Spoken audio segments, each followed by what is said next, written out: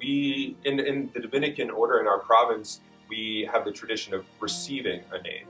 So when we receive the habit, when we begin our novitiate, the first part of our formation, we are given a name by our novice master, and we have the ability to suggest names that we may like, a patron that we have. But ultimately, we take a religious name for two reasons. One, it's to put us, in a sense, under the patronage of a particular saint, that we have this powerful intercessor in heaven praying for us, somebody that we perhaps admire, their conversion, their life, their mission, that we can identify with a saint.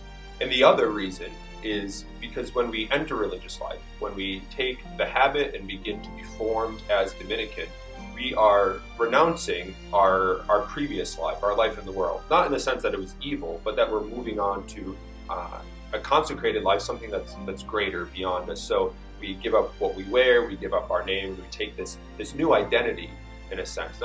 Not saying that who we were was bad, but this new transformed, God willing, by His grace, identity, both in our name and how we live and act and what we wear. So that's why we take a religious name. We get new names because it signifies us getting a new mission. So you think about in the Bible how Simon Christ gets a new name, he becomes Peter. Abram is sent on a mission, and he gets a new name, Abraham.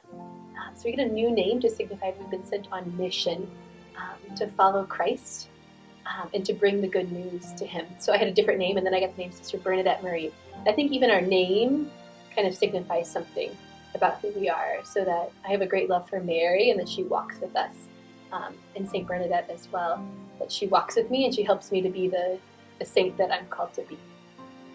So one thing that's nice about the order is it's an option to take a new name, a religious name, but it's not mandatory. So some people who are very fond of the name that their parents gave them can keep it. But in general, all the stages of life in the church are marked by a change in name. When we're baptized, we get a new name. When we're confirmed, we get a confirmation name. When we get married, right? Oftentimes, the traditional change is that the bride takes a new last name, so a family name. Same is true in religious life. We're entering a new stage of life, new family, and so the change of name marks that we're starting a new stage in our life. One in particular that unites us or marries us as to God. So, in my case, Raymond Marie is two different saints. St. Raymond of Penyafort, who is the patron saint of canon lawyers, and was the third Master General of the Dominicans. And then Marie is after our Blessed.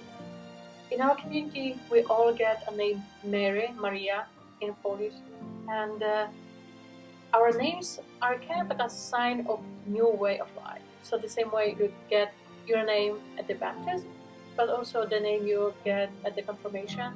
So when we start our religious life, we have a new name as a sign of something new, a new beginning.